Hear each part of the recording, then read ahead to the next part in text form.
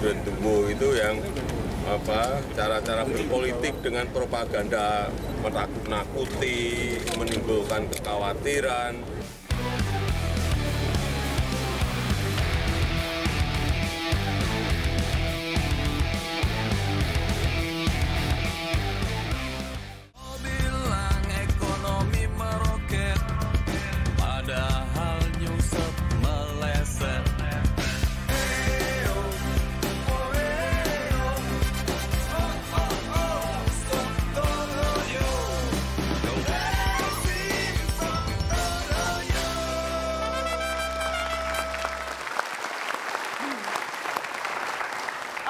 Itu yang kita lihat tampaknya ramai di musim kampanye kali ini ketika perang retorika, bahkan sampai ada yang bikin lagu Sontoloyo untuk mengkritik lawan politiknya. Bagaimana caranya untuk memastikan bahwa perdebatan yang terjadi memang bicara soal program konkret. Katakanlah tadi kita berdiskusi soal korupsi gitu. Langkah konkret yang bisa dilakukan untuk memerangi korupsi. Apakah itu kita bisa memaksa dalam tanda kutip kedua kubu ini untuk berbicara hal konkret ketika memang yang lebih ramai adalah retorika-retorika seperti Genderuwo dan Sontoloyo? Iya, balik lagi jauhi politik kultus tadi. Ini bukan pertarungan asal bukan Jokowi atau asal bukan Prabowo. Yang terlihat dari 2014 dan 2019 seperti itu. Sebagai contoh dalam perdebatan tadi misalnya. Menurut saya yang tadi saya lihat masing-masing berupaya membuktikan seakan-akan di zaman SBY semuanya baik dari sisi pemberantasan korupsi. Misal ketika atau ada yang berdebat Orde Baru lebih baik dibandingkan dengan bahkan Orde Reformasi. Dengan contoh yang menurut saya menyesatkan. Yang ditangkap korupsi pada masa Orde Baru lebih sedikit dibandingkan dengan masa Orde Reformasi. Itu kan logika yang sangat menyesatkan karena pada masa Orde Baru tidak dibangun sebuah sistem yang memungkinkan menangkap pejabat-pejabat yang korupsi. Itu poin pertama. Tadi juga misalnya kalau kita lihat tidak ada kritik otokritik yang membangun. Misalnya saya berharap sekali ya ketika bicara mengenai Novel Baswedan, ada kebesaran hati dari tim Jokowi mengatakan ketika dikritik oleh kubu Pak Prabowo bahwa ini PR yang memang akan menjadi beban dan harus diselesaikan dan dijawab dengan kemudian konkret karena itu akan menjadi beban nanti pada saat debat atau masa kampanye masuk ke dalam isu pemberantasan korupsi. Sama seperti Bung Ferdinand ketika nanti masuk kepada pembersihan partai, pemberantasan korupsi melalui pembersihan partai harus juga berbesar hati ketika ada kritik besar. SBY gagal luar biasa ketika partainya saat itu bahkan ketua umumnya terlibat dalam kasus korupsi yang sangat besar. Itu yang belum saya lihat dalam percakapan, masih berupaya membuktikan rezim saya tidak salah sama sekali, rezim saya jauh lebih baik sehingga kemudian kita tidak pernah masuk ke dalam inti permasalahan. Kang Deddy? Iya.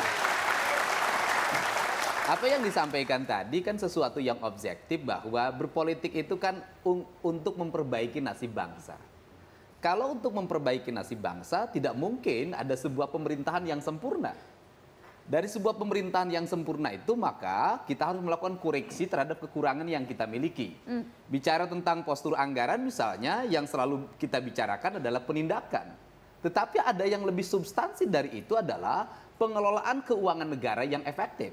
Bagaimana kita melakukan pengelolaan keuangan negara ini, anggarannya didorong agar bisa mencapai 60-70% itu untuk kegiatan publik, bukan untuk kegiatan birokrasi atau penyelenggara negara. Biaya-biaya rutin? Ya, biaya rutin. Saya memberikan contoh misalnya, ada hal yang lucu misalnya pada sistem pengelolaan keuangan di DPR atau di DPRD di kabupaten dan provinsi. Seorang anggota DPRD itu lebih banyak mendapatkan uang gitu kan, honor kalau berpergian ke luar kota. Sehingga dibuat rapat-rapat di luar kota. Kalau bikin sebuah perda, kunjungannya lebih banyak dibanding rapat di dalam gedung DPR-nya. Padahal gedung DPR-nya sudah dibuat bagus. Regulasi itu harus segera kita rubah agar bahwa honorariumnya itu didapat dari rapat-rapat. Baik rapat komisi maupun rapat badan musyawarah maupun rapat badan anggaran. Sehingga produk DPR itu menjadi produk undang-undangnya lebih banyak, produk perdanya lebih banyak. Nah yang terjadi hari ini adalah produk perjalanan dinasnya jauh lebih banyak dibanding dengan produk perda dan undang-undangnya. Itu jadi contoh konkret bagaimana seharusnya diambil langkah atau jurus untuk memberantas korupsi di bidang pencegahan. Di bidang pencegahan. Adakah contoh konkret yang bisa diberikan juga, Pak Tejo, kalau kita bicara soal pemberantasan korupsi dari Barisan Pemenangan Pak Prabowo Subianto? Begini, kalau kita bicara masalah politik negara, ya banyaknya pejabat-pejabat negara yang tertangkap ini karena kan biaya politik mahal sekarang ini. Ya itu setelah ada perubahan Undang-Undang Dasar dulu, setelah diamandemen 4 kali, sekarang ada pemilihan langsung, itu biaya mahal. Saya tanya Kang Deddy, berapa dana yang dikeluarkan untuk jadi bupati? Ya jujur saja, ya besar. Ya, jadi untuk itu mereka akan kembalikan uang yang telah dikeluarkan. Banyak yang melakukan korupsi-korupsi seperti itu. Ini akibat daripada sesuatu aturan atau sistem yang melenceng dari situ. Nah ini harus kita kembalikan lagi kepada Undang-Undang Dasar lagi bagaimana mengelola negara ini. Oke, jadi itu adakah yang mau yang Anda tambahkan? Saya yakin Bung Ferdinand tidak setuju dengan statement Bapak tadi. Karena itu kembali ke zaman Orba. Bahwa pada masa Orba tidak ada pemilu langsung, korupsi terjadi bahkan sampai keluar TAP MPR nomor 11 tahun 98. Jadi itu menurut saya simplifikasi yang juga tidak konkret dan malah berbahaya kalau kita bicara kembali ke belakang. Tapi gini, Saya minta komentar bahwa dari Bung memang Ferdinand sebetulnya. bahwa memang setiap orde itu punya masalah tersendiri dan punya kesulitan tersendiri. Ya, kita tahu orde lama seperti apa kesulitannya, orde baru seperti apa. Ini baru Ferdinand sesungguhnya nih. Sampai kepada orde-orde sampai sekarang kan punya kesulitan masing-masing. Tapi setuju tidak demokrasi tidak langsung? Kita tidak bisa berharap dulu orde lama itu membangun listrik di kampung saya, di Tapanuli sana, karena memang situasinya tidak. Demikian juga orde baru punya. Jadi kalau bicara tentang korupsi ini memang saya sepakat dengan Kang Deddy bahwa di pencegahan sekarang yang kita harus perbesar. Karena kalau penindakan memang ini tidak akan mematikan. Tetapi kita harus memperbesar di penindakan terutama di sistem akuntabilitas keuangan negara, pemerintahan daerah maupun itu eksekutif dan legislatif. Anda sependapat dengan usul tadi dari Pak Tejo? Ya sepakat bahwa itu menjadi sebagian dari solusi yang harus kita gunakan. Tetapi banyak solusi yang akan kita kerjakan nanti untuk mencegah korupsi ini menjadi budaya yang terjadi. Kalau sekarang kan sudah menjadi budaya yang ada. Ya?